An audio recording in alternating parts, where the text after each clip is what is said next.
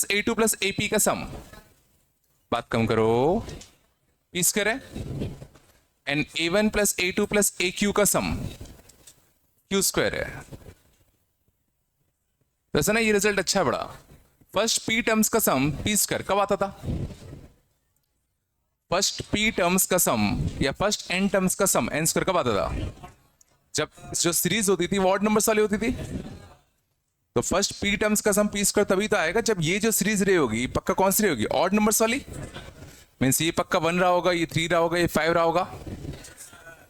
First n odd numbers का सम n square आता था ना। यहाँ फर्स्ट P नंबर्स का सम P स्क्वायर है तो पक्का ये ऑड नंबर वाली सीरीज रही होगी।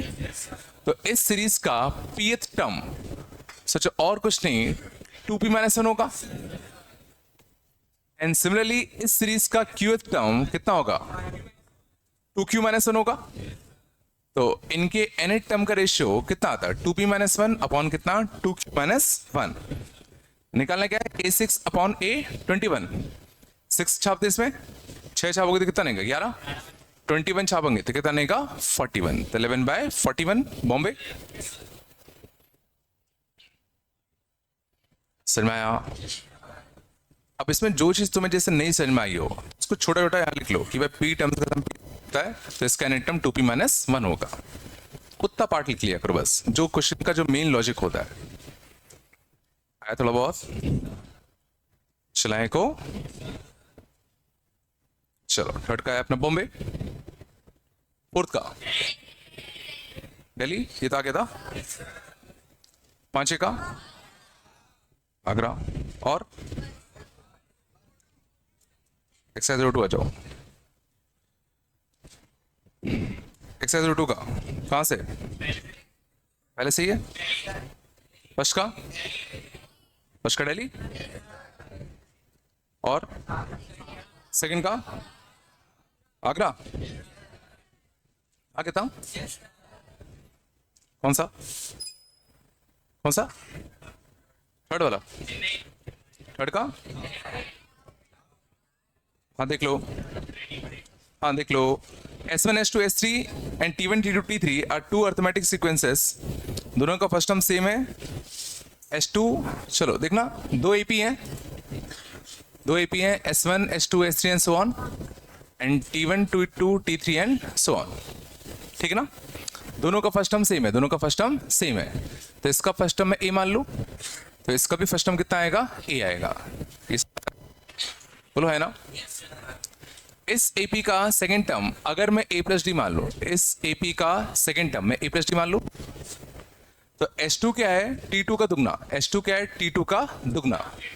तो सेकेंड टर्म कितना आएगा? Twice of A plus D आएगा। बोलो है ना? पिछला इसका सेकेंड टर्म मैंने A प्लस डी माना तो इसका सेकेंड टर्म इसके सेकेंड टर्म का दुगना है तो A प्लस डी का दुगना है ना। तो इसका कॉमन डिफरेंस, इस सीरीज का कॉमन डिफरेंस कितना आ गया? D। क्या तुम इस सीरीज का कॉमन डिफरेंस मुझे बता पाओगे? देखो, second term minus first term करोगे तो कितना आएगा? A प्लस का 2D। नहीं आया? अब करना क्या है? और एक और कंडीशन दी है, पहले सीरीज का फर्स्ट 10 टर्म्स का सम। देखो SI का सम 1 से लेके 10, तो फर्स्ट 10 टर्म्स का सम कैसे निकालेंगे? बोलो, फर्स्ट 10 टर्म्स का सम कैसे निकालते हैं? बोलो, n/2 2 first term A plus 10-1 into कितना? D, और D कितना है? A प्लस का 2D। D कितना है? A प्लस का 2D, है ना। और दूसरे सीक्वेंस का 15 टर्म्स का सम, ये निकालना है। तो 15 टर्म्स का सम कितना आता है? 15/2 2A प्लस 15-1 तो कितना? 14D। और ये दोनों कैसे हैं? बराबर। तो 10/2 यहां से कितना आएगा? 2A प्लस 9A कितना? 11A प्लस का कितना? 18D, और यहां से कितना आएगा? 15/2 2A प्लस का कितना? 14D। 2 से 2 कैंसिल, 5 2 से 5 3 से, सही ना। 22A माइनस का 6A 16A। बोलो, 36d माइनस का 42d, तो 42 माइनस का 36, 6d। बोलो आ रहा नहीं आ रहा? तो ए और डी का रेशियो मिल गया, ए बाय डी का रेशियो मिल गया कितना, 3:8, ये 3/8। समझ में आया? देख लो आराम से। अब देखते हैं हमें निकालना क्या था। हमें निकालना था S2 minus S1 upon T2 minus T1, S2 minus S1 upon T2 minus का T1। समझ में आ रहा है? S2 माइनस S1 क्या होगा? S2 माइनस S1 क्या है? इस वाले AP का common difference. T2 minus T1 क्या है? इस वाले AP का कॉमन डिफरेंस। ऊपर वाले AP का कॉमन डिफरेंस कितना है? A प्लस का D, नीचे का कितना आया था? D। तो ये कितना आएगा? A बाई डी प्लस का कितना, 2, और A बाई डी शायद अपन निकाल चुके हैं, 3/8 प्लस का कितना, 2, तो 19/8। कुछ नहीं आएगा।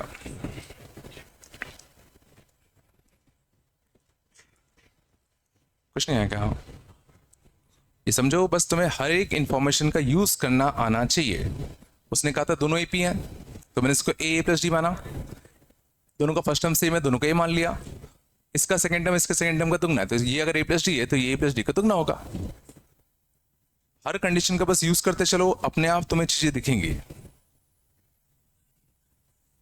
नहीं आ रहा क्या? और कोशिश करो कम से कम नए वेरिएबल मानो, कम से कम नए वेरिएबल मानो। समझ मैं कैसे करता हूं कि जैसे जो कंडीशन है सीधे वो लगाई दूं, ये नहीं कि इसमें एक अलग कॉमन डिफरेंस मान रहा हूं, इसको अलग मान रहा हूं। आ रहा नहीं आ रहा? तो जितने क्वेश्चन बन जाती है फिर उतना डर लगने लग जाता है, फिर कैसे सॉल्व होगा। थोड़ा बताया, कुछ नहीं है क्या? पक्का चले आगे? चलो अगला नहीं आया होगा, फोर्थ का डेली आएगा, ठीक ना? काफी अच्छा क्वेश्चन था। इसने लिखा है these three terms form an AP. अरे यार हटा दिया, sorry. These three terms form an AP. तो तीन टर्म्स अगर एपी में होते थे क्या कंडीशन होती है? तीन टर्म्स एपी में होते थे क्या कंडीशन होती है? Twice of middle term is equal to first term plus last term. तो मिडिल टर्म कितना है इसका? a/2, तो twice of middle term is equal to first term 5 to the power 1 plus x and 5 to the power 1 minus x plus last term कितना है इसका? 25 to the power x plus 25 to the power minus x। पहले यहां तक आया, कुछ तो बोल दो। तो a इक्वल टू आया कुछ, ध्यान देना इसमें क्या कर रहा हूं, 5 into 5 की बार x लिख दूं, इसको मैं 5 upon 5 to the power x लिख दूं, बोलो। इसको मैं 25 to the power x लिख दूं, और इसको मैं 1/25 to the power x ये लिख दूं। हाँ ना, कुछ तो बोल दो। पहले देखो यहां तक तो सबका आ गया होगा, अब इसके बाद लगाना पड़ेगा तुम्हें थोड़ा सा दिमाग। उसने कहा अगर ऐसा है तो बताओ ए की रेंज क्या है, ए कहां से कहां लाई करेगा? A must lie in the interval, मतलब ए की रेंज बतानी है। तो तुम्हें बताना है एक्स अगर बदलोगे तो ए कहां से कहां जा सकता है। तो पहले तो ये सोचो ए की मैक्सिमम वैल्यू कितनी हो सकती है। जब ये मैक्सिमम होगा, ये मैक्सिमम कितना आ सकता है? सोचो ये मैक्सिमम कितना जा सकता है? एक्स इन्फिनिटी रख दो। अगर एक्स इन्फिनिटी रख दूंगा तो 5 to the power इन्फिनिटी, तो इन्फिनिटी बन जाएगा ना। सोचो ए की मैक्सिमम वैल्यू इन्फिनिटी है, और इन्फिनिटी ए की ऑप्शन दिख रहा है डेली वाला। इन्फिनिटी में ए की ऑप्शन कौन सा? डेली वाला। लेकिन स्टिल अपन इसको मान लेते हैं। अब मुझे इसकी देखो मैक्सिमम वैल्यू तो दिख गई, इन्फिनिटी है। इसकी मान लो मुझे मिनिमम वैल्यू फाइंड करनी है, वो बड़ा अच्छा होगा। तो इसकी मिनिमम वैल्यू फाइंड करने के लिए क्या करूं? ठीक है, तो देखो हर जगह 5 to the power x दिख रहा है, तो दो तरीके हैं। पहला तरीका, मैं 5 to the power x को t मान लूं, तो a कितना आएगा? 5 into t। अब हम लोग a की मिनिमम वैल्यू फाइंड करना चाहते हैं। देखो मैक्सिमम तो इन्फिनिटी आई क्या? ये कितना आएगा? 5 upon t। ये कितना आएगा? 5 की पावर 2x, तो कितना आएगा? t square. ये कितना आएगा? 1 upon t स्क्वायर। कुछ आ रहा नहीं आ रहा? अब इसकी मिनिमम वैल्यू कहाँ है? कि इसकी मिनिमम वैल्यू कैसे निकालें? बिल्कुल मैक्सिमम मिनिमा चाहिए, मतलब हमें इसकी मिनिमम वैल्यू चाहिए, तो डिफरेंशिएट करके 0 कर दूं, बोलो। तो इस फंक्शन का डेरिवेटिव, तो 5t का derivative with respect to t 5, one by t का minus one by t square, one by t का minus one by t square, t square का two t, one by t square का minus का two by t cube. तो बोलो LCM ले लूं, LCM लेते तो नीचे कितना आता टी क्यूब, इधर कितना आएगा 5t का क्यूब माइनस का 5t plus 2t to the power 4 minus से कितना 2। बोलो आ रहा नहीं आ रहा? ऊपर से 5t कॉमन लूंगा तो कितना नहीं टी स्क्वायर माइनस वन, इधर से 2 कॉमन लेंगे तो कितना नहीं टी की पावर 4 माइनस वन। देखो t square minus one common आता, t square minus one common आता, तो यहां से कितना बचता 5t प्लस यहां से ट्वाइस ऑफ कितना टी स्क्वायर प्लस वन, तो 2t स्क्वायर प्लस का 5t प्लस का कितना 2, और यहां से कितना टी स्क्वायर माइनस का 1, नीचे इसका नीचे कितना बचता टी क्यूब। अब इसको जीरो करना था, इसको क्या करना था जीरो, ठीक है। इसको जीरो करते तो रूट्स देखो बहुत सारे आ रहे हैं, एक 1 आ रहा है, एक माइनस 1 आ रहा है ना, इससे भी रूट्स आएंगे, देखो इसके भी तो रूट्स आएंगे, minus 4 minus 1 by two, minus 4 minus 1 by two. तो टी के समझना कि चला नहीं चला क्या हो रहा है, टी के 4 रूट्स आ गए। हमने क्या किया, हमें इस फंक्शन की मिनिमम वैल्यू फाइंड करनी थी, तो मैंने इसका डेरिवेटिव किया, चेक किया कि डेरिवेटिव जीरो कहाँ का हो रहा है, तो डेरिवेटिव 0 बाई 4 पॉइंट्स पे हो गया, ऐसा कहा। लेकिन ध्यान दो, हमने t किसको माना है 5 टू द पावर x को, और 5 टू द पावर x का ग्राफ कुछ ऐसा होगा, मीन जरा सोचो t is actually always greater than 0, नहीं आया होगा। और अगर t ग्रेटर देन 0 है तो सोचो ये सारे पॉइंट्स का सेंस ही नहीं है, मीन्स यहां से बस एक ही रूट मिला t इक्वल टू 1, और देखो at t equal to 1, at t equal to 1, t equal to 1 रखो यहाँ पे 5 5 10 और 2 12, तो a की मिनिमम वैल्यू, a की मिनिमम वैल्यू तुम्हारी कितनी आ गई 12।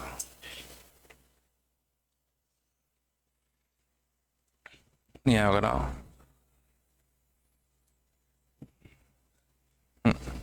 हमें क्या करना था, हमें इसकी मिनिमम वैल्यू चाहिए थी, हमें इसकी मिनिमम वैल्यू चाहिए थी।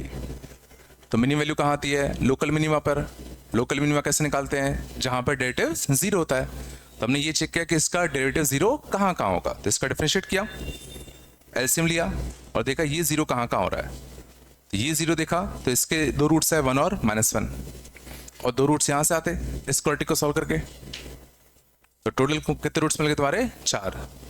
लेकिन 5 टू द पावर x को मैंने t माना था, तो 5 टू द पावर x हमेशा कैसा होता है पॉजिटिव, तो t हमेशा कैसा है पॉजिटिव, तो बाकी 3 रूट से कोई सेंस ही नहीं है, तो एक रूट बचा का इस पे मिनिमम आना चाहिए, तो इस पे वैल्यू चेक करी तो कितनी आ गई 12,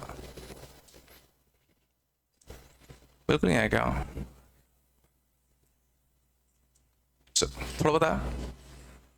अपन अगर थोड़ा सा और दिमाग लगाते तो इस क्वेश्चन को मैं और जल्दी कर सकता था। देखो मुझे इसी की तो मिनिमम वैल्यू चाहिए, शांत, मुझे इसकी मिनिमम वैल्यू चाहिए, इसको अगर मैं कुछ देखो अगर ऐसे लिख दूं तो तुम्हें इसकी मिनिमम वैल्यू डायरेक्टली दिख जाएगी,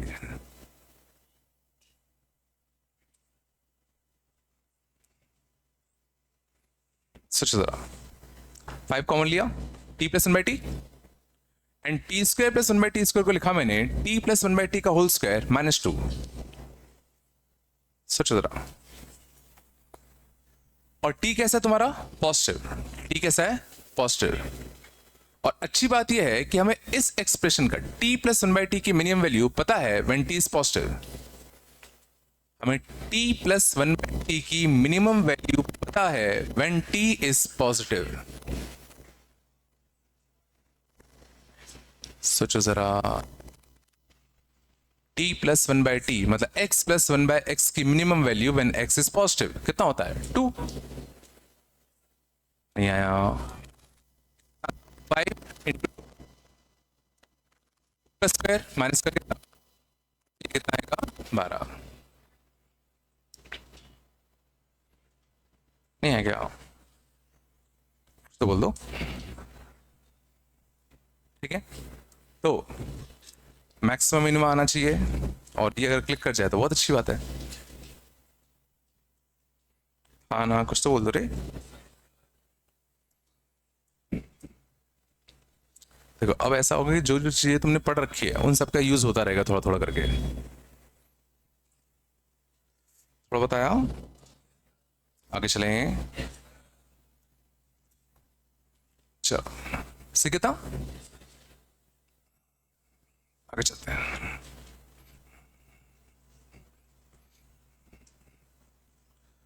आगे बताओ, थर्ड का कितना आ गया था अपना? नहीं आया था ना? फोर्थ का कितना आ गया? दिल्ली आ गया। अगला कौन सा? पांचवा? पांचवे का चेन्नई। आउट नहीं आया। चलो देख लो, तो इसको थोड़ा तुम्हें बस फील करना था क्वेश्चन को। देखो, along a road an odd number of stones are placed at an interval of 10 metre. हमने odd number of stones place कर दिए, ठीक है। ये मान लो सेंटर पॉइंट होता है ना, एट एन इंटरवल ऑफ कितना? 10 मीटर। हर दो स्टोन के बीच में डिस्टेंस कितना है? 10 metre. These stones have to be assembled around the middle stone, ठीक है। इन सब स्टोन को मुझे यहाँ इकट्ठा करना है, ठीक है ना। A person can carry only one stone eight A time. A man carried out the job starting with the stone in the middle. तो इसने, एक बंदे ने यहां स्टार्ट किया, तो क्या कर रहा होगा? जाएगा, स्टोन को उठाएगा, यहां लाएगा, फिर जाएगा, इसको उठाएगा, यहां लाएगा, फिर जाएगा, इसको उठाएगा, यहां लाएगा, ठीक है ना। And thereby covering a distance of कितना? 4.8 किलोमीटर। चलो, सपोज इस side n number of stones होते, बात कम करो। लेट्स सपोज इस side n number of stones होते, तो इस साइड भी कितने स्टोन्स होंगे? n ही होंगे। समझ में आ रहा है? तो अब देखते हैं इसने टोटल डिस्टेंस कितना कवर किया होता। तो देखो, पहली बार में जाता, यहां से स्टोन उठा के लाता, तो 10 जाने में 10 आने में कितना डिस्टेंस चल किया? 20। अगले में यहां से यहां जाता, यहां आता, तो 20 जाने 20 आने में कितना आता? 40। अगले में 30 30 60। और ऐसे कितने टर्म्स होते? n टर्म्स होते। पिछला, तो टोटल यहां पर इसने जो डिस्टेंस ट्रेवल किया होगा वो, और यहां पे भी उतना ही किया होता, तो टोटल का दुगना इक्वल टू कितना? 4.8 किलोमीटर। बता देना, ये सब मीटर्स में थे, ये सब किस में थे? मीटर्स में। तो इसको ही मीटर्स में करना पड़ेगा। सुनाया? तो बस अब अपन को n फाइंड करना है। तो इस AP का समझिए अपन को। देखो अच्छे आते हम 20 कॉमन ले लूं, 20 कॉमन लेता तो 2, सॉरी 20 कॉमन लेता 1 2 3 अप टू कितना? n टर्म्स है। कितने टर्म्स है? n terms. यहां से काट दें, बोलो आ रहा है नहीं आ रहा? तो n into n plus one by two, n into n plus one by two equal to 120। तो n into n plus one equal to कितना? 240। तो कुछ नहीं आ रहा क्या? ठीक है, तो यहां सॉल्व करते कितना था? 15 और 16, दो कंसेक्यूटिव ईयर्स, तो n कितना था? 15। मींस 15 स्टोन्स इधर है, 15 इधर है, और एक बीच में था, तो टोटल स्टोन्स कितने आएंगे तुम्हारे? 31। अच्छा नहीं आएगा? नहीं है क्या? कुछ तो बोल दो रे। कितना?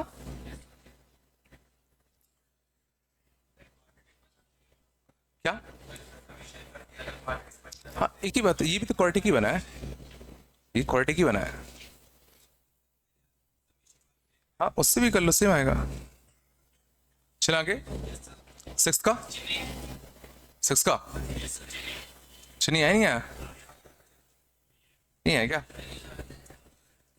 In an AP, first term is A, common difference D. The ratio of P of the first n terms is equal to sum of n succeeding term. Does not depend on n. The ratio of A by D is equal to, देखो इसने क्या कहा है? रो जो है वो sum of the first ratio of the summation of first n terms and the summation of next n terms. चलो अच्छा था देखना। तो अंदर ना एपी है अपना एक अपना एपी है फर्स्ट n टर्म और नेक्स्ट n टर्म। सोचो ये फर्स्ट n टर्म्स होते, ये नेक्स्ट n टर्म्स होते, ठीक है। और इनका जो रेशियो है वो डिपेंड नहीं कर रहा किस पे, n पे डिपेंड नहीं कर रहा, n पे डिपेंड नहीं कर रहा। तो देखो Sn मैं लिख सकता हूं, Sn क्या आएगा n/2 इंटू कितना 2a प्लस n-1 इंटू कितना d। इसमें तो कोई बड़ी बात नहीं है। S-n मतलब summation of next n term, summation of next n term. ये कैसे करूं बताओ?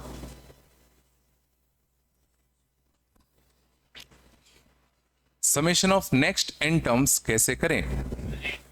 या तो देखो मैं ये वाला टर्म निकाल लूं, देखो या तो मैं ये वाला टर्म निकाल लूं और an+1 निकालना कोई बड़ी बात नहीं है। a ऑफ n+1 किसी भी ap का n+1 टर्म कैसे लिखते हैं? a plus nd। सोचो जरा, हमें इस सीरीज का सम चाहिए था, तो ये भी देख AP है ना, ये भी अपना एक AP है, नहीं आ रहा क्या? तो इस AP का फर्स्ट टर्म मतलब इस AP का n+1 टर्म, तो a plus n+1 minus d। और इस AP का तुम्हें फर्स्ट टर्म मिल गया और इसमें नंबर ऑफ टर्म्स कितने n ही है, तो ये कितना आएगा n/2, number of terms by 2, 2a plus n-1 into कितना d।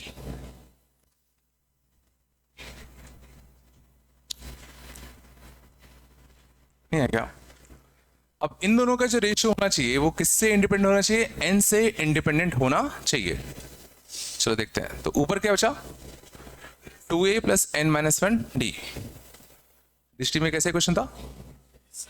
अगला देखना 2a, ठीक है, यहां से 2a माइनस डी, ठीक है। यहां भी मैं क्या कर रहा हूं, 2a माइनस डी अलग कर दूं, nd अलग कर दूं, 2a माइनस डी अलग कर दूं, nd अलग कर दूं, तो 2a माइनस डी अलग कर दिया।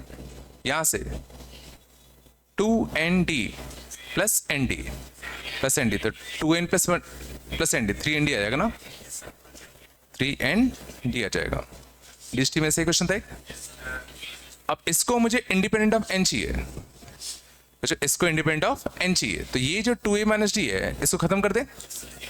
ये अगर सोचो खत्म हो जाता तो ऊपर nd आता, नीचे 3nd आता, n कट जाता। मींस अगर इस चीज को मुझे इंडिपेंडेंट ऑफ n करना है, इंडिपेंडेंट ऑफ n करना है, तो 2a माइनस डी को मरना पड़ेगा। बोलो, तो a बाई डी का रेशियो कितना आएगा? 1:2।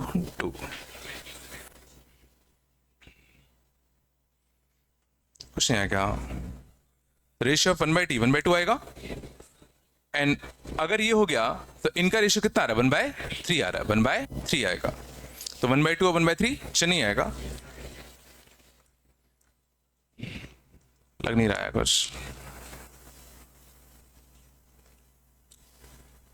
कुछ तो बोल दो।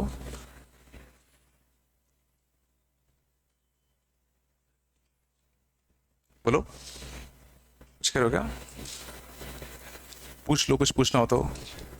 सर मैं ना बस तुम्हें यही निकालने में दिक्कत आ रही होगी, तो इसका बस फर्स्ट टर्म निकाला, बस फिर जो फॉर्मूला होता है चिपका दिया।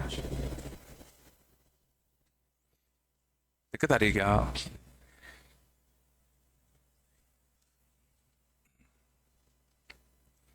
चले आगे देखो, जो भी सवाल नहीं आया करे लिख लिया करो और क्लास को आके पूछ लो कि सर आपने इसका ये कैसे लिखा, कर लो, ठीक है ना? नहीं चलो आगे को।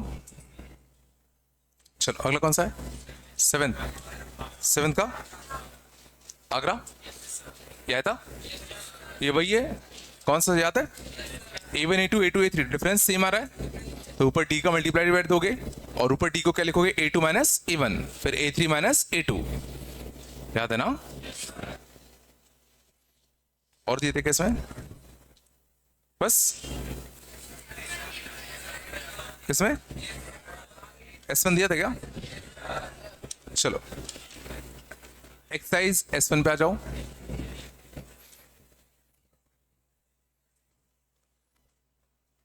भाई बन रहे नहीं बन रहे हैं।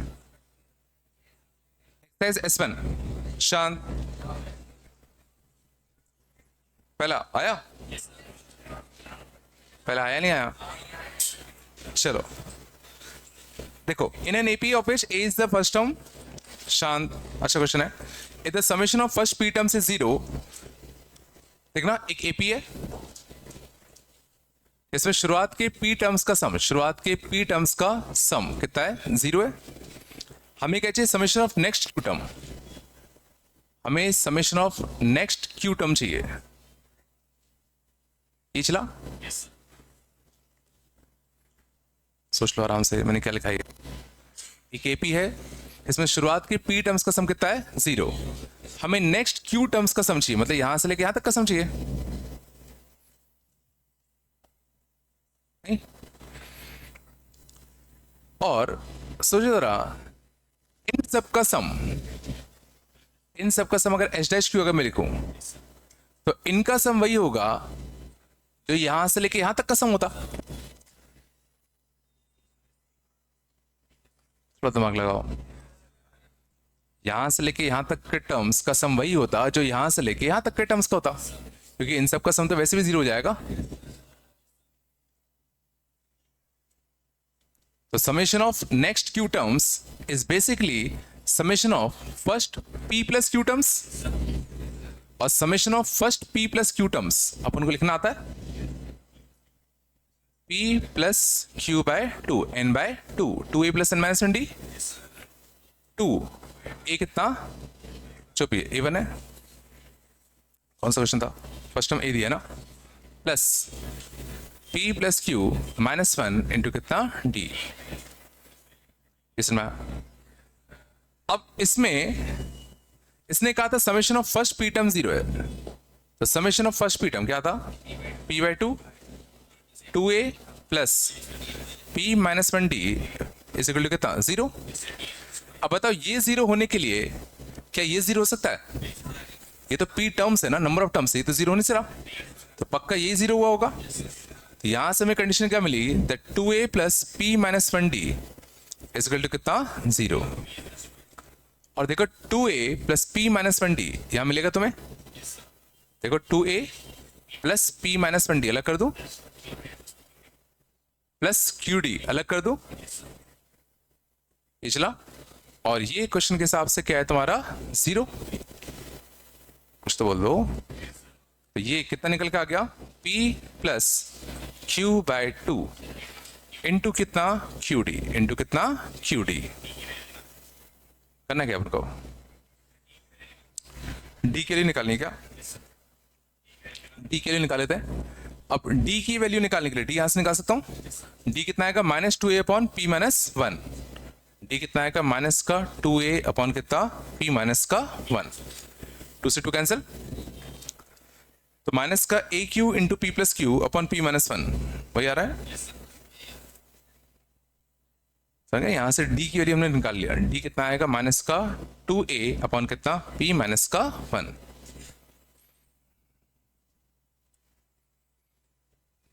देखो इसमें मेनली लॉजिक ये था कि भाई इनका सम वही होगा जो यहां से लेके यहां तक का सम होता, क्योंकि इनका सम कैसा हो गया? 0।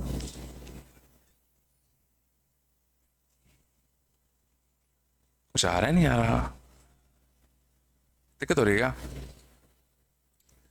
बोलो कुछ तो। हाँ ना, ज्यादा हो रहा है, कम हो रहा है, ज्यादा हो रहा है?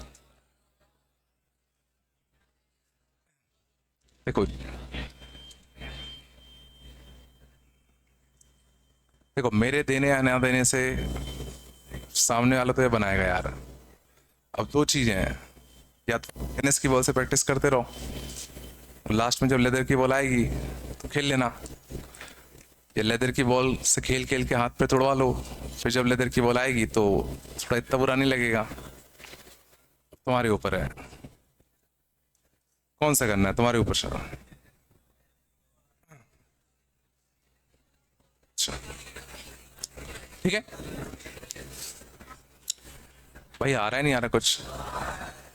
ठीक है, देखो दिक्कत आ रही है, टेंशन मत लो, लिखो, जो भी डाउट है पूछ लो कि सर इसका ये आपने कैसे लिख दिया, कोई बड़ी चीज थोड़ी यार, ठीक है ना। लेकिन तुम कम से कम पॉइंट तो करना सीखो कि भाई मुझे ये लाइन नहीं आई, या इसका ये कैसे किया ये नहीं आया। तो तुम अगर यहां तक ले आओगे ना तो तुम्हारा डाउट मुश्किल से 5 सेकंड का भी नहीं बचेगा, मुश्किल से 5 सेकंड का भी डाउट नहीं बचेगा, ठीक है ना। लेकिन तुम्हें इतना तो करना पड़ेगा। अब तुम सोचो कि सर पूरा बता दो, ठीक है ना, तो वो बड़ा हेक्टिक हो जाता है, ठीक है। जितना आ रहा होता समझो, जो स्टेप नहीं आया पूछ लो, ठीक है। और छापने से देखो कुछ नहीं होगा, छाप रहे हो लेकिन घर पे आके दोबारा इन क्वेश्चन को लगा लेना एक बार, ठीक है ना। चल आगे बोलो कुछ तो। चलो सेकंड का बताओ, फर्स्ट हो गया, सेकंड आया नहीं आया, निकालना है क्या, 12 है क्या, बताना है क्या। लार्जेस्ट इंटीरियर एंगल 172, वही sum of all interior angles of polygon क्या होता था, sum of all interior angles of polygon कितना होता था, n-2 इंटू पाई, उसी का यूज करना है, नहीं कर पाते क्या, पक्का। चलो अगला कौन सा करना है, चौथा, चौथे का आया 2499, बताना है क्या, बताना है, यस सर बोल रहे हो ना, चलो देख लो, फोर्थ देखना, हाँ बच्चे क्या हो गया, कौन सा, आपको नहीं बता रहा मैंने, चलो फोर्थ देखना, फोर्थ क्या है, A1 से लेके A98 एक सीक्वेंस है, ध्यान देना शांत, इसने कहा A1 से लेके A98 एक सीक्वेंस है, समझना, इसने कहीं भी नहीं कहा कि ये AP है, कहीं भी नहीं कहा कि ये AP है, समझ में आ रहा नहीं आ रहा।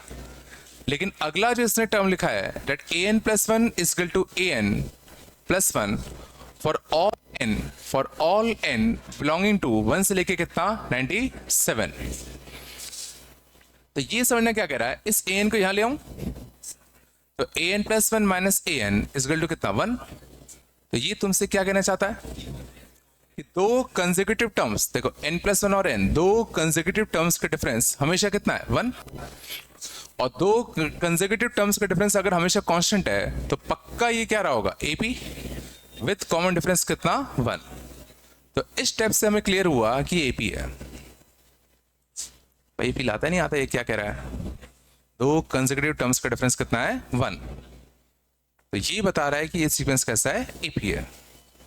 और अगर ये सीक्वेंस AP में है तो क्या बोला गया है, समेशन ऑफ A टू के, समेशन ऑफ A टू के क्या बनेगा A2 A4 A6 up to कितना A98, इसका सम कितना दिया है 49 49,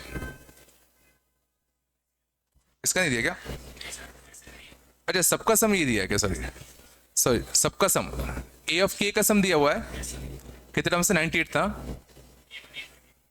सॉरी इसका सम दिया है ये A1 A2 A3 up to कितना A98, इसका सम 4949, हमें निकालना है किसका सम है, जो इवन वाले टर्म्स होते हैं उनका सम निकालना था। चलो पहले इसका सम अगर 4949 है तो इसका सम मैं कैसे लिख सकता हूं, फर्स्ट और लास्ट का एवरेज, फर्स्ट और लास्ट का average into number of terms, बोलो है ना भाई, वो आ रहा है नहीं आ रहा कुछ, पक्का। चलो और देखो चूंकि डिफरेंस कितना था 1 था, तो A98 को मैं क्या लिख सकता हूं, A98 is equal to A plus 97D, A plus 97D, और D कितना है 1, D कितना है 1, तो ये अगर A होगा तो ये कितना होगा A प्लस 97, A प्लस 97, बोलो आ रहा है ना भाई, कटता 49 ही बनता, हाँ ना 101, सही ना। अब निकालना क्या है अपन को, निकालना था अपन को इवन टर्म्स का सम A2 A4 A6 up to कितना A98। इसका सम कैसे निकालेंगे? वापस से फर्स्ट और लास्ट का average into number of term. First term A2, last term A98 का average into number of term. और 1 से लेके 98 में कितने इवन टर्म्स होंगे? आधे इवन होंगे, आधे ऑड होंगे, तो 49 टर्म्स ही होते। A2 को मैं लिख सकता हूं A प्लस डी, A2 को A प्लस डी, डी कितना है 1। A98 को A प्लस 97D,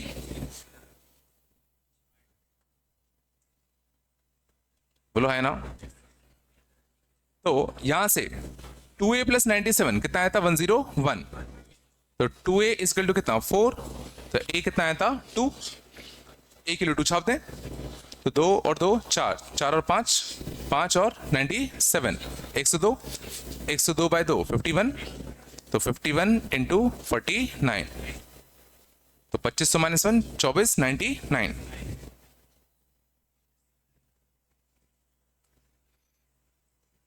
लग नहीं रहा कुछ? हाँ यार, ये हर बार नहीं हो रहा है क्या? पहली बार में नहीं आता क्या तुम्हें? हाँ, कहाँ से नहीं आया? इन सब का सम कितना था 4949, इन सब का सम कितना लगेगा? फर्स्ट और लास्ट का average into number of terms. और A98 क्या होगा? A plus 97D, A plus 97D, और D कितना है 1, यहां से A मिल गया। हमें क्या निकालना था? इवन टर्म्स का सम, इवन टर्म्स का सम। तो फर्स्ट टर्म ठीक है प्लस लास्ट टर्म का average into number of term. ये बिल्कुल नहीं बन रहेगा।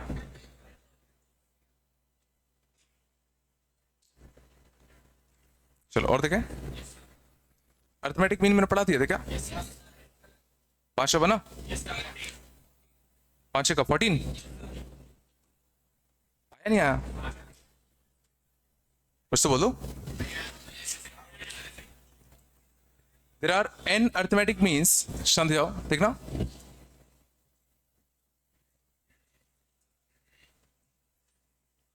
There are n arithmetic means between 1 and 31, शांत जाओ, such that seventh mean and n minus 1th mean का रेशियो कितना है 5:9। Find n। क्वेश्चन क्या देखना, 1 और 31 के बीच में कितने मीन्स है? n है ना, बात कम करो। क्वेश्चन देखो क्या है, 1 और 31 के बीच में n अर्थमेटिक मीन्स तुमने इंसर्ट किए, ठीक है। तो इसका कॉमन डिफरेंस कैसे निकालते थे? इसका कॉमन डिफरेंस कैसे निकालते थे? कैसे निकालते थे याद नहीं करना, इसको समझो। ये इस एपी का कौन सा टर्म है? कौन सा टर्म है? n प्लस 1 प्लस 2, तो ये इस एपी का n प्लस 2 टर्म है। n प्लस 2 टर्म किसी भी एपी का कैसे लिखते हैं? 1 प्लस n प्लस 1 डी, ये कितना है 31, तो d कितना आएगा 30 अपॉन कितना n प्लस 1। बात कम करो।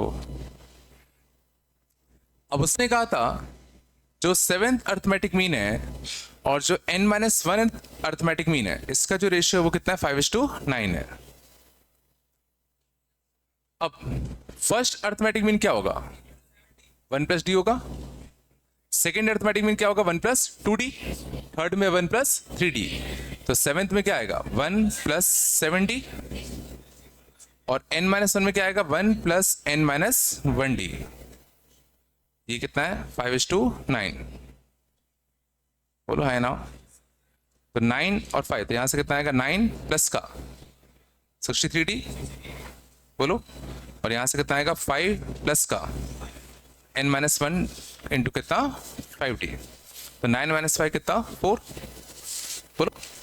यहां से d कॉमन ले लूं तो कितना था n माइनस 1 इंटू कितना 5, तो 5n माइनस का 5 माइनस का 63, और d कितना है?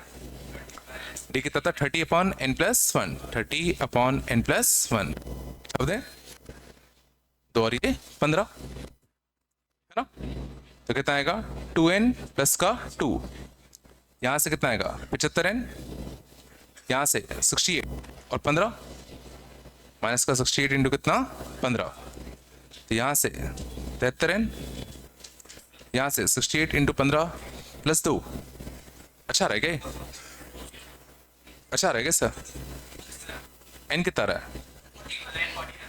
इतना अच्छा बन रहा है, सॉल्व कर लेना, आप कर लेना आप,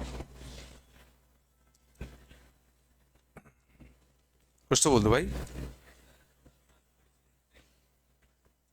6 में शायद जीपी आ गया ना, ये नहीं बनेगा अभी, छोड़ दो, जीपी अभी कहाँ पढ़ा है, नहीं पढ़ा है ना, अभी पढ़ेंगे अभी अपन, यहाँ तक आया भाई, कुछ आ रहा है नहीं आ रहा है, चलो आगे चलें क्या भाई, कुछ एपी आ रहा है नहीं आ रहा, इसका देखिए शुद्ध, आगे चलें,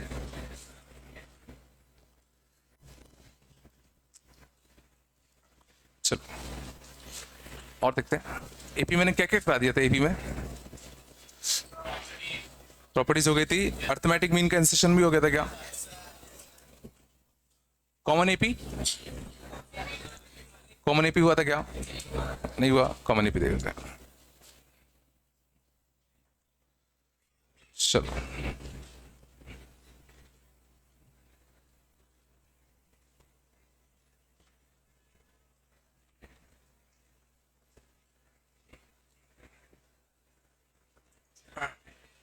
देखो, अगर मान लो, अगर मान लो तुम पे सारे क्वेश्चन नहीं बनते, ठीक है, तो भी आके पूछ लो कि सर मेरे पे सारे क्वेश्चन नहीं बनते, इतना टाइम नहीं बनता, मैं स्लो होता है, मेरे को टाइम ज़्यादा लगता है, तो भी आकर पूछ लो कि सर कौन कौन से क्वेश्चन या कौन कौन से लॉजिक ऑफ क्वेश्चंस इंपॉर्टेंट है, कम से कम वो टिक कर दो।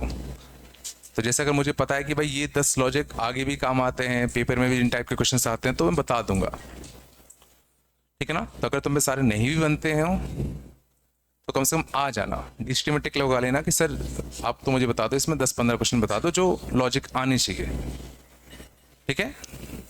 कुछ आ रहा है नहीं आ रहा, देखो बिल्कुल छोड़ते हुए चलोगे तो कुछ नहीं होगा, कुछ तो करते चलो, समझ में आ रहा है, चलो आगे चलते हैं, ठीक है, आगे चलिए, अगले देखना, अगला कंसेप्ट देखना, common terms in two AP, दो एपी में कॉमन टर्म्स देखते हैं, बात नहीं करो, मान लो था find number of common terms in 3, 7, 11, 15 हो गया, अटक गई क्यों, हाँ उसको स्टॉप कर स्टार्ट कर देना, चलो 4,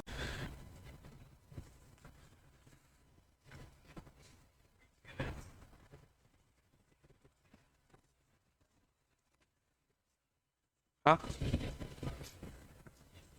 बंद करना है, हाँ जैसे उसने पहना है ना वैसे पहन के आया करो, उसने दिमाग लगाया, मतलब सब में दिमाग नहीं है,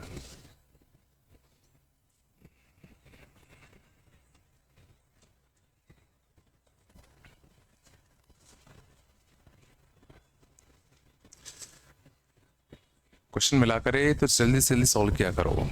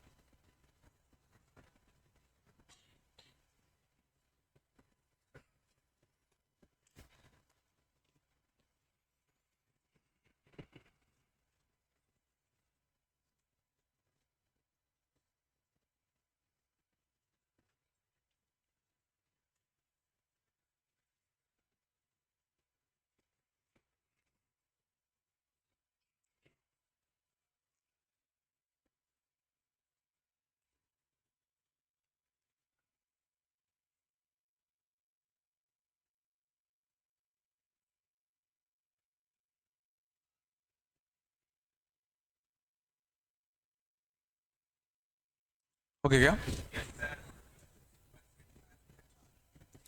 120 कॉमन टर्म्स देखते हैं।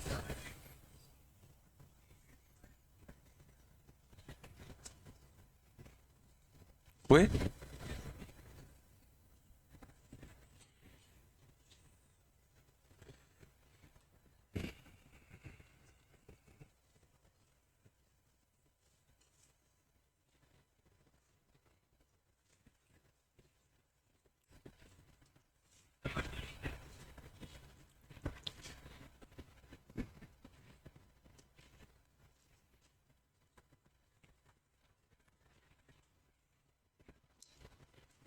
ओके देखो इतनी देर में होना होता तो हो जाता। चलो देखना ठीक है। नंबर ऑफ कॉमन टर्म चाहिए बोथ एपी में। तो सबसे पहले तो पहला common term hit and trial 5, इसका कॉमन डिफरेंस 4, इसका कॉमन डिफरेंस 3, तो एलसीएम ऑफ 4 और 3 12। तो कॉमन टर्म्स वाली जो एपी बनेगी उसका कॉमन डिफरेंस कितना होगा 12, 17, 29 एंड सो ऑन। ठीक है। अब क्वेश्चन उठेगा कि सबसे पहले कौन सा एपी खत्म हो रहा है, चेक कर लेते हैं। तो इसका एनेट टर्म कितना था 4n, और n इक्वल टू 1 रखने पे 1 आना चाहिए, तो 4n माइनस का 3, 400 रख दें तो 1600 माइनस 3 1597। समझ में आ रहा है।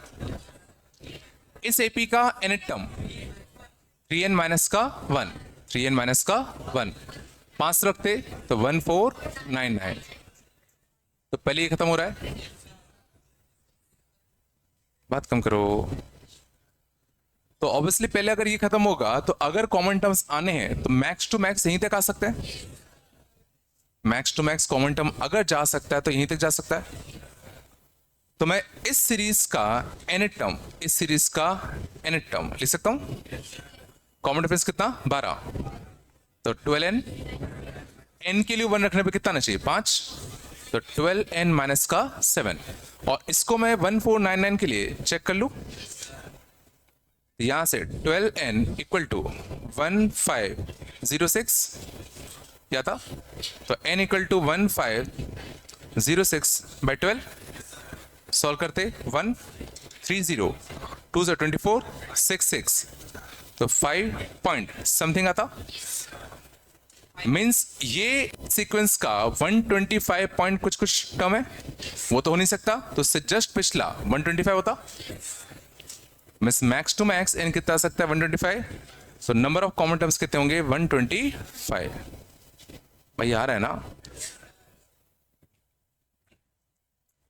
तो 25वां कॉमन टर्म बड़ा आसान, इस सीक्वेंस से 25 पर छाप दें तो कितना रहा है 293।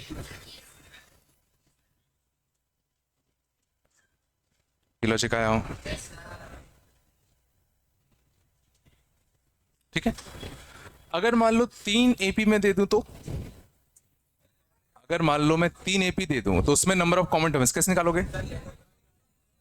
पहले इन दो से कॉमन टर्म वाली एक एपी बनाओगे, फिर वो कॉमन टर्म और थर्ड में जो कॉमन टर्म्स होंगे उसके लिए अलग, तो 2 बार सॉल्व करना पड़ेगा।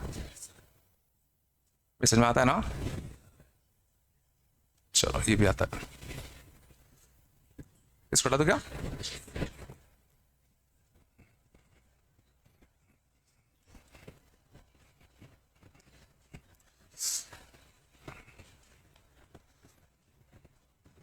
अब लिखना, बात कम करो।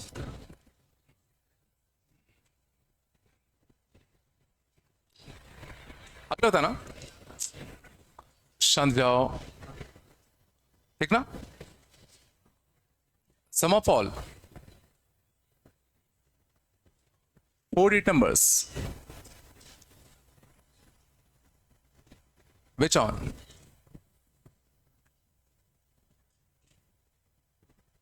dividing by 7 leaves remainder leaves remainder 3. Find sum of all 4 digit numbers which on dividing by 7 leaves remainder 3. जितने भी 4 digit के नंबर्स होंगे जिनको 7 से डिवाइड देने पर रिमाइंडर 3 दे, उन सबका हमें क्या चाहिए? सम चाहिए. ठीक है, चलो देखिए, गौर करना जिससे इसमें एक दो चीज़ अच्छी है काफ़ी. तो सबसे पहले तो हमें सबसे छोटा 4 डिजिट का नंबर चाहिए जो 7 से डिवाइड देने पर 3 रिमाइंडर दे. 1000 ही आता है क्या? चलो, तो सबसे छोटा 4 डिजिट का नंबर जो, हाँ देख लो, जो 7 से डिवाइड देने पर 3 रिमाइंडर दे. तो समझना, अपन पहले 1000 के लिए चेक कर ले. अगर मैं इसको 7 से डिवाइड देता तो क्या आता? तो 7 से डिवाइड दो, 7 1 जा 7, 3 0, 4 जा 28, 2 0, 2 जा 14. तो सोचो 1000 को अगर मैं 7 से डिवाइड देता हूं तो रिमाइंडर कितना आता है? 6. 1001 फिर 7 का मल्टीपल होगा, 1002, 1003, 1004 है ना. तो सबसे छोटा 4 डिजिट का नंबर जो 7 से डिवाइड देने पर 3 रिमाइंडर देता वो होता 1004. पिछला मैंने कैसे किया? मैंने 1000 को डिवाइड दिया 7 से, तो रिमाइंडर कितना बचा? 6. इसमें तो इसमें 7 से डिवाइड देने पर रिमाइंडर 6 बचता है. तो 1001 डिविजल होगा, 1002 में रिमाइंडर 1 बचेगा, 1003 में रिमाइंडर 2 बचेगा, तो 1004 में रिमाइंडर 3 बचेगा. इसमें ऐसे ही मैं सबसे आखिरी 4 डिजिट का नंबर फाइंड कर लूं जिसको 7 से डिवाइड देने पर रिमाइंडर कितना बचता है? 3. तो पहले मैं 9999 के लिए चेक कर लूं. तो इसको 7 से डिवाइड देते, तो 7 1 जा 7, 2 9, 4 जा 28, 1 9, 2 जा 14, 5 9, 8 जा 56. तो देखो 3 ही बच गया. ये है क्या? तो सबसे छोटा 4 डिजिट का नंबर यह था और सबसे बड़ा 4 डिजिट का नंबर यह था. इसमें में आ रहा है भाई मैं क्या क्या कर रहा हूं? ये है क्या?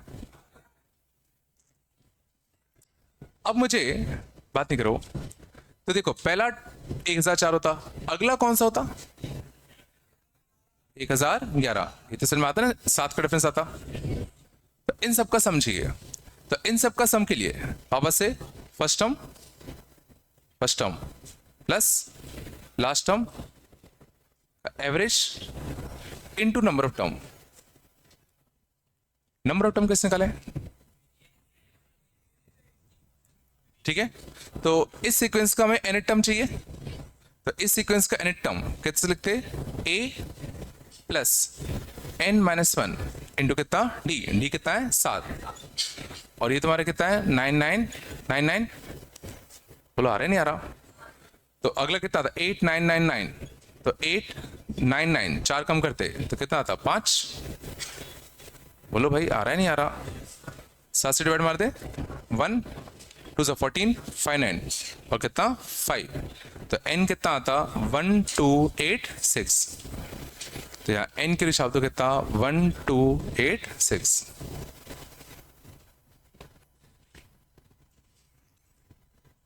थोड़ा बताया लग नहीं रहा है. अंदर 1 2 8 6 निकालने का एक और तरीका भी होता, गौर करने से. 1428 142. तो 1428 माइनस 142 प्लस 1.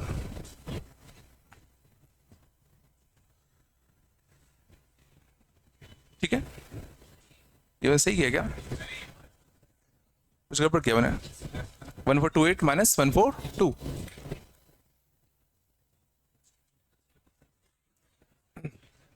या तो इसमें गड़बड़ किया, इसमें गड़बड़ किया, किसी एक में तो गड़बड़ किया मैंने. ये तो सही है ना? ये सही किया था ना? 142 आया था ना? अच्छा ये 142 सही, 143 पहुंच जाएगा ना? ये 7 इंटू 143 बन जाएगा ना? ये 143 आएगा.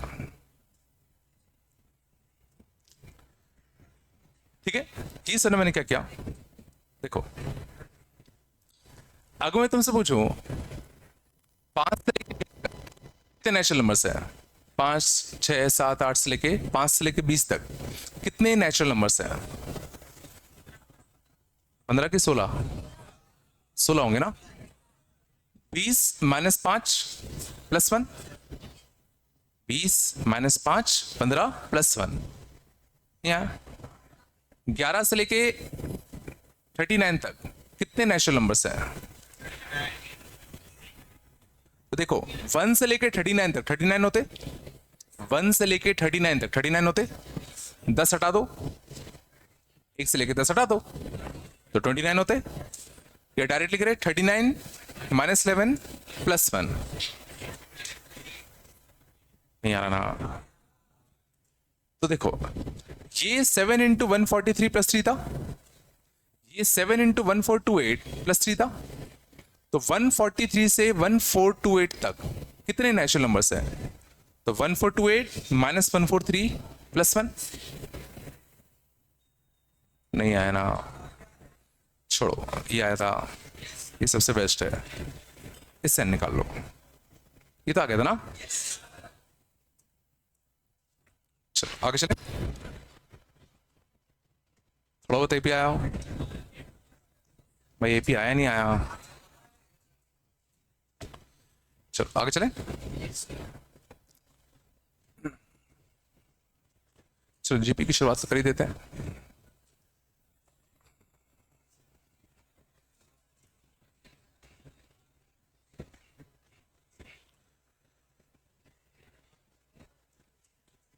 चलो चला आगे, अगले लिखते हैं जीपी ज्योमेट्रिक प्रोग्रेशन,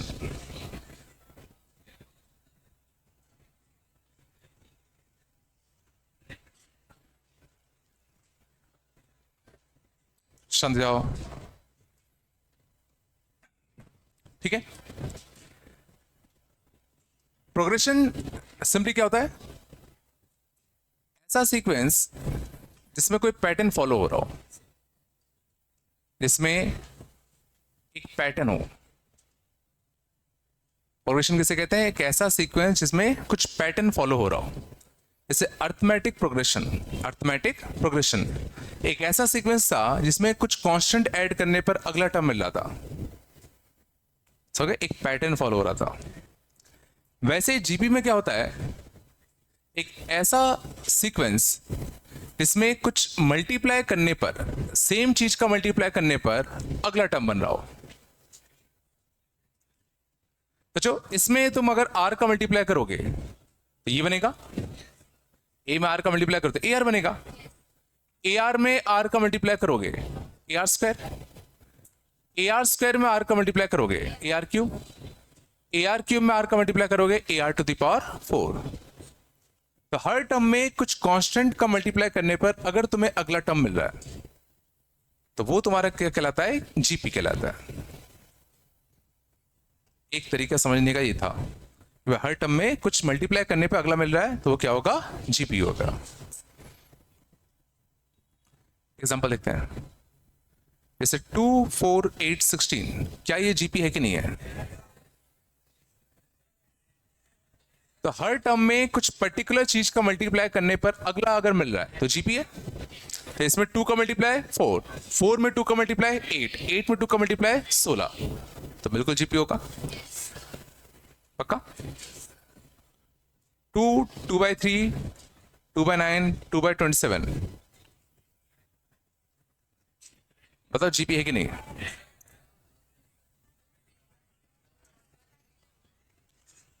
तो क्या किसी कांस्टेंट चीज का मल्टीप्लाई करने पे अगला मिल रहा है कि नहीं मिल रहा, तो 2 में किसका मल्टीप्लाई करोगे ताकि 2 by 3 मिले, 1 by 3, 1 by 3 का इससे मल्टीप्लाई करते 2 by 9 बनता, इसमें 1 by 3 का मल्टीप्लाई करते 2 by 27 मिलता, तो बिल्कुल ये जीपी भी होगा।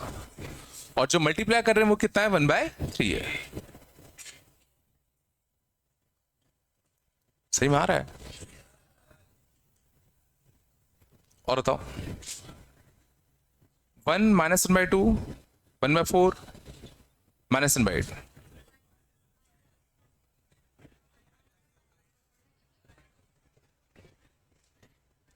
क्या जीपी है?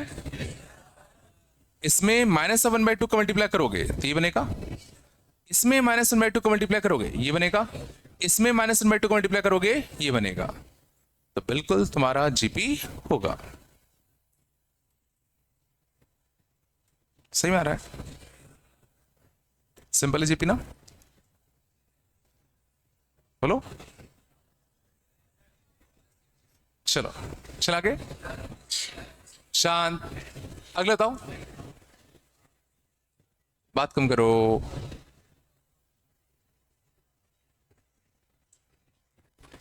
ये जीपी है कि नहीं है?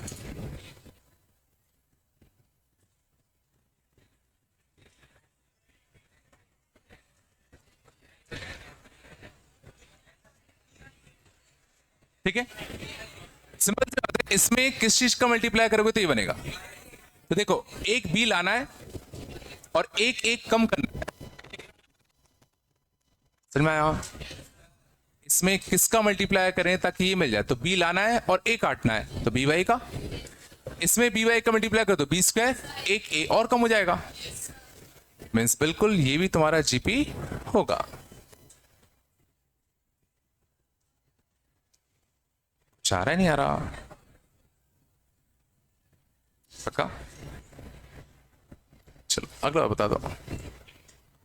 √2 - 1 1 √2 + 1 so on।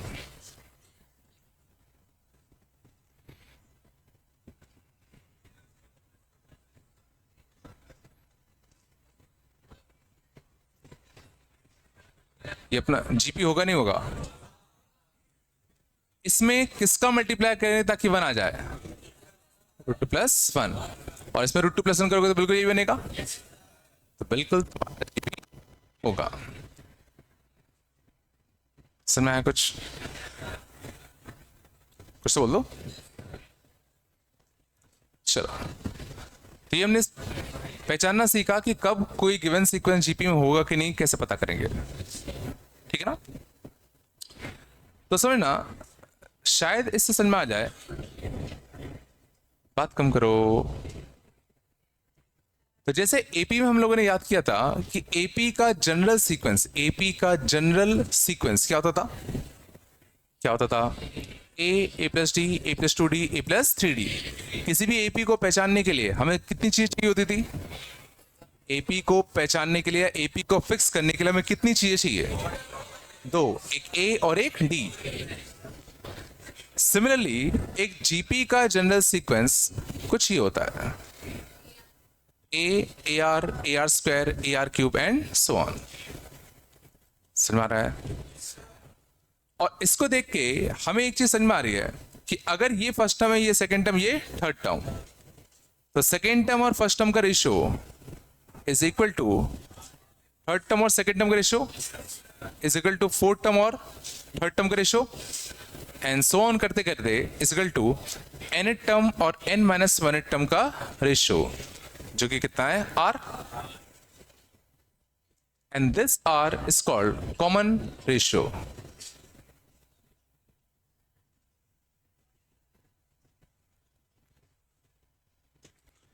और ये वही है जो अभी तक हम निकालते आ रहे हैं, 1/3। समझ गए ना? मीन्स वो फैक्टर जिसका मल्टीप्लाई करने पे अगला टर्म मिल रहा है, वही कॉमन रेशियो है।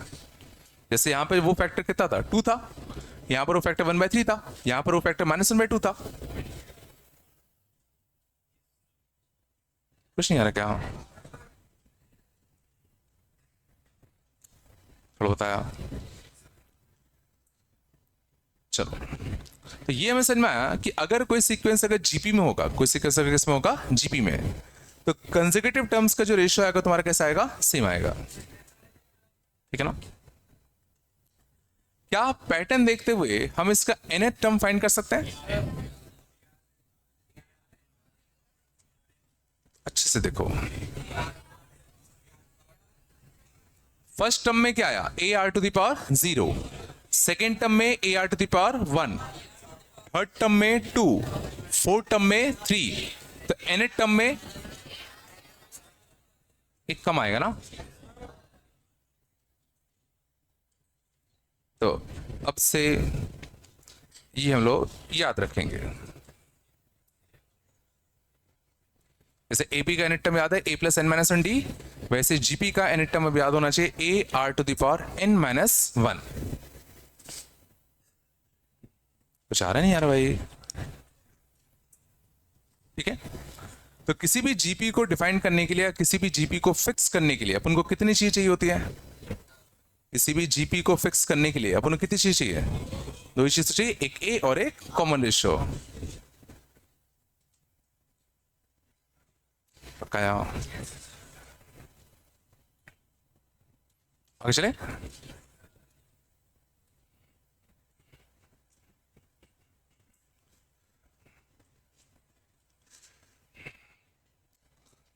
मान लो तो question, consider a GP 2, 6, 18, 54 and so on. Point पहला, इस जीपी का एनेटम, जीपी का एनेटम के लिए क्या लिखूं? जीपी का एनेटम कितना होता है? A r to the power n minus one. A क्या होता है? ए क्या होता है? जीपी का फर्स्ट टर्म। 2, आर क्या होता है? Common ratio. कॉमन रेशियो मतलब दो कंसेक्यूटिव टर्म्स का रेशियो। 6/2 कितना आएगा? 3। तो a r to the power n minus one आता नहीं आता? आराम से कहते का बात कम करो। मान लो पूछा होता फाइंड वैल्यू ऑफ टी 10, तो सीधा n के लिए क्या करें? 10 छाप दें, तो 2 इंटू 3 की पावर 9। पक्का रहा ना भाई? मान लो पूछा होता टी आई इक्वल टू 1 से 5, पिछला ही क्या लिखा हुआ है? इसका साइन का मतलब क्या होता था? प्रोडक्ट। और आई के लिए क्या रखोगे? 1, फिर 2, फिर 3, अप टू कितना? 5। तो क्या लिखा हुआ basically? T1, T2, T3, T4 और T5। First term of GP क्या होता है? A. First term of GP क्या होता है? ए। सेकेंड टर्म कैसे लिखेंगे? A r to the power 2 minus 1, मतलब a r to the power 1। Third term a r to the power 3 minus 1, अगला a r to the power 3। Fifth term a r की power 5 minus 1। जिला मैंने क्या किया? अब a into a into a into A 5 bar, are की power क्या होगा? 1 + 2 + 3 + 4। इजला तो a to the power 5 into r to the power 10। A कितना था? 2, आर कितना था? 3।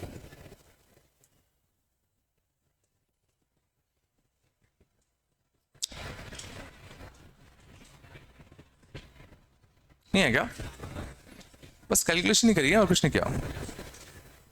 यार है नहीं आ रहा? और देखें,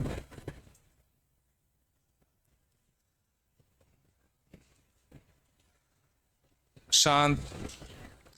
मान लो पूछा होता बस फाइंड वैल्यू ऑफ,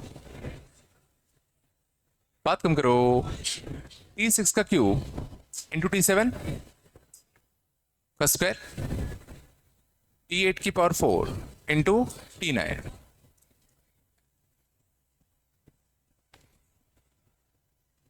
बात नहीं करो। मान लो इसकी वैल्यू पूछी होती T6 का क्यूब इंटू T7 का स्क्वायर एंड सो ऑन, तो सीधा T6 कैसे लिखेंगे? ए आर की पावर 6 माइनस 1, मतलब कितना? A r to the power 5, इसकी पावर कितना? 3। T7 कैसे लिखेंगे? A r to the power 6। T8 कैसे लिखेंगे? A r to the power 7। भाई आ रहा है ना? T9 कैसे लिखेंगे? AR⁸ है ना। ऊपर से ए वाले अलग कर लो, ए का क्यूब ए का स्क्वायर, तो ए की पावर 5, आर की पावर 15 इंटू आर की पावर 12। 15 और 12 ऐड होंगे मल्टीप्लाई होंगे? ऐड होंगे। 15 और 12 27। अरे नहीं आ रहा। यहां से ए की पावर 4, ए की पावर 1, ए की पावर 5, आर की पावर 28 और 8 36। बोलो है ना। तो 1/r⁹ 9 और r कितना था? 3, तो 1/3⁹9।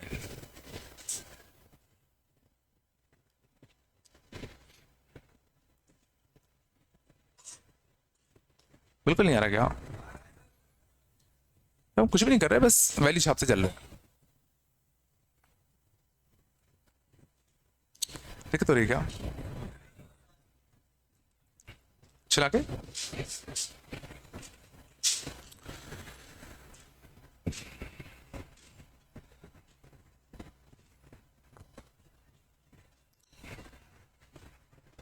चलो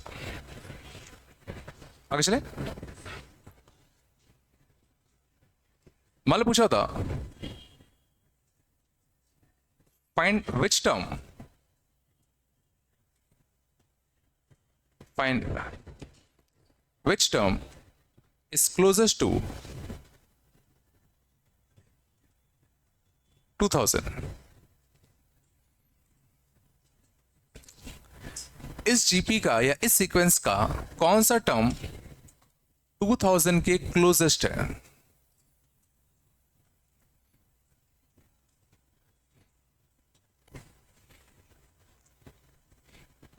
क्या करते? तो इस जीपी का nth टर्म हमने निकाला था, कितना आया था? 2 × 3 की पावर n-1। तो हमें वो टर्म निकालना है जो 2000 के क्लोजेस्ट है। तो इसको मैं 2000 से इक्वेट मार दूं, बोलो 2 से कटता, तो 3 × n-1 इक्वल कितना आता? 1000।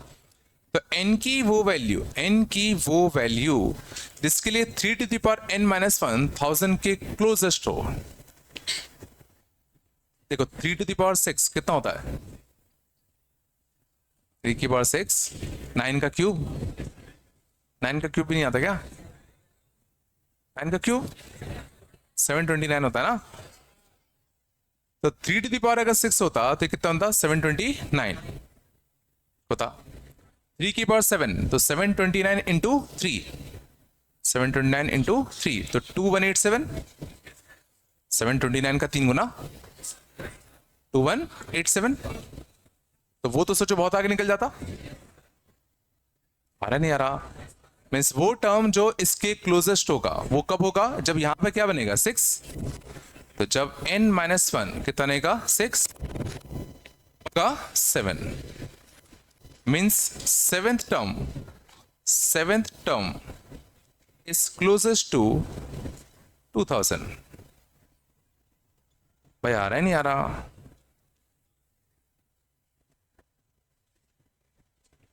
कुछ तो बोलो।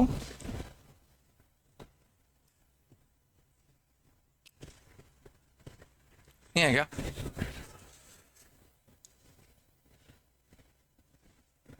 आगे चले।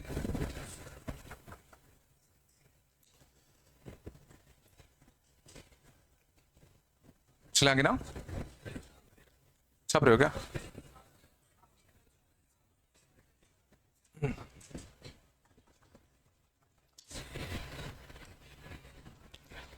शांत।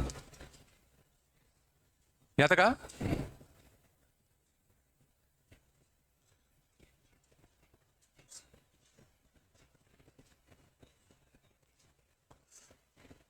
कुछ तो बोल दो। चलो मान लो था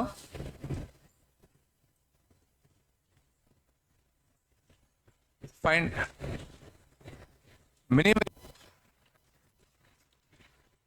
T6, T7, and T8 of a GP with sixth term being 2.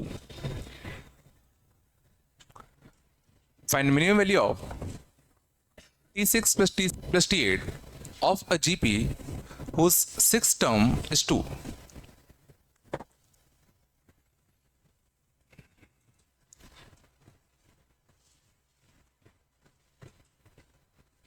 तो सुना क्वेश्चन क्या है? एक जीपी है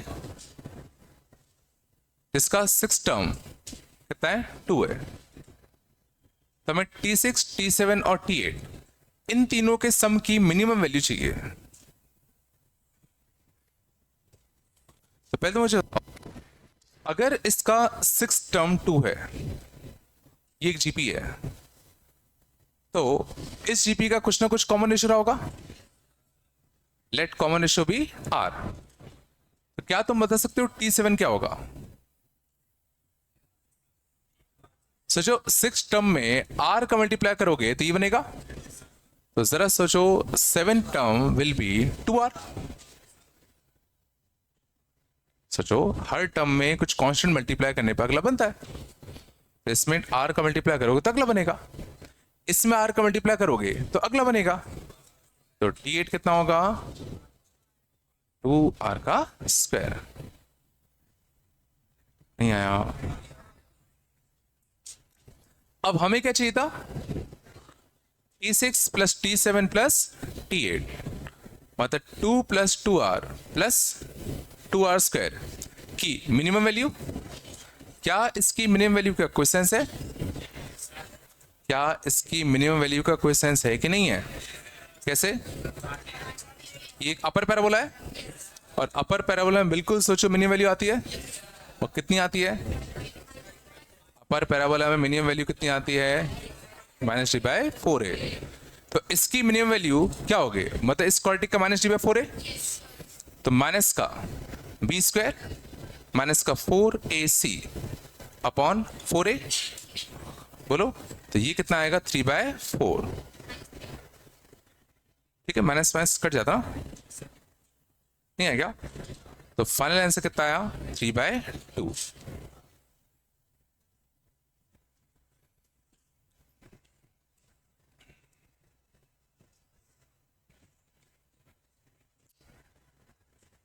थोड़ा बताया।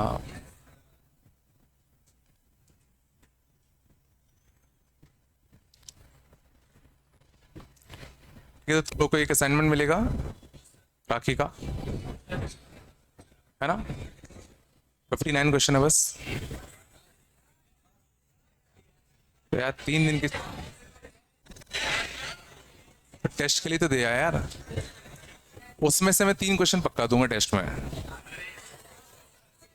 वो जो असाइनमेंट होगा उसमें से 3 4 क्वेश्चन उसमें से टेस्ट में आएंगे। मिनिमम 4 आएंगे, चलो ठीक है, मिनिमम 4 आएंगे, लेकिन डेटा बदल के आएगा। डेटा बदल के आएगा, है ना?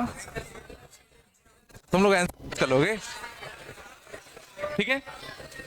सेम टू सेम क्वेश्चन होगा, डेटा थोड़ा सा अंतर होगा, तो आंसर याद करने से कुछ फायदा नहीं होगा, ठीक है?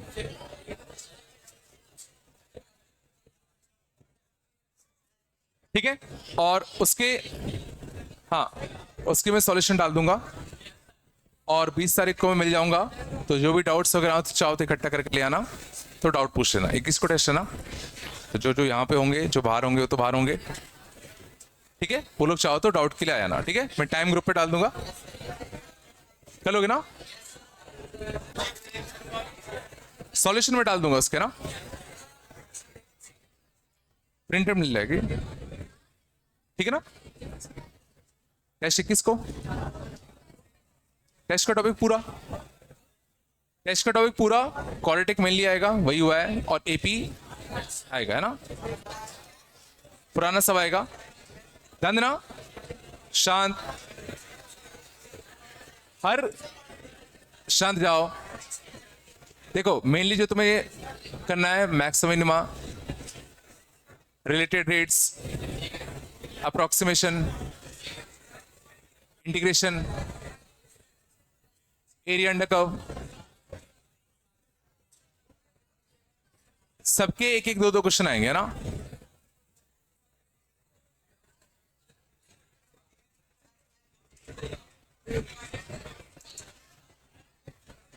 बस पता चल जाएगा कितने टेस्ट होंगे, पता चल जाएगा, ठीक है ना। चलो जैस तुम बोलो, चलो मिलते हैं ना।